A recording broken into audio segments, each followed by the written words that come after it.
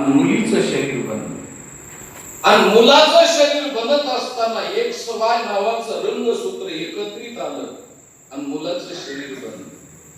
म्हणजे हो, पुरुषाचं शरीर वेगळं आहे गर्भातच आणि स्त्रीचं शरीर वेगळं आहे.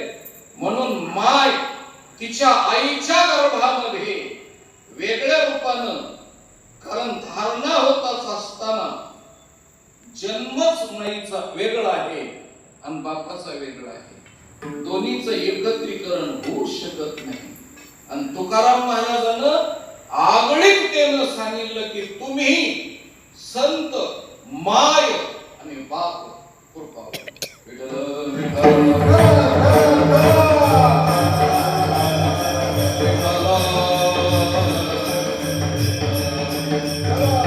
आत्मीयतेचं नातं जोडलं 100% खरं आहे. पण आत्मीयतेचं नातं जोडीत असताना मला कुणी बी उठून सांगावं जगाच्या पाठीवर आईबाप एक असतात का?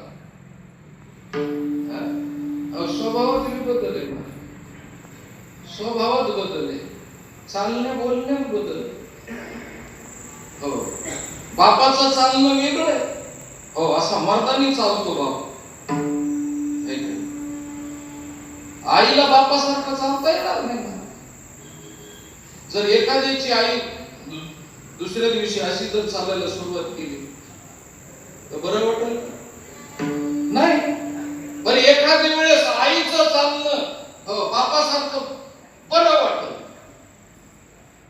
पण बापाचं चालणं जर आईसारखं सुरू झालं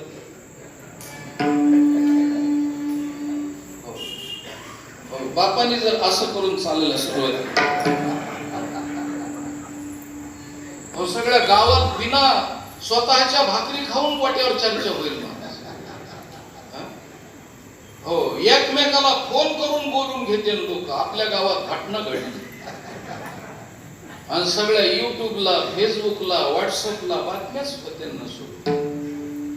बापाचं चालणं वेगळं, मुळामध्ये चालणं वेगळं. हो, मग दोघांनी एकत्रित कसे होतील? तुकोबा राहिला तर एकत्रित सांगायचे. मी एक गोष्ट सांगतो, तुकोबा राय कधी खोटं बोलणार नाही, हे बी सत्य. जाता जाता सांगू का, संत कधी खोटं बोलत नसतात. एखाद्या वेळेस महाराज खोटं बोलते आणि महाराजांनी खोटं बोलावं, कारण त्याचा बिचाऱ्याचा जन्मसिद्ध हक्क आहे खोटं बोलण्याचा. खोटं बोलू शकतो महाराज, खोटं बोलू शकतो.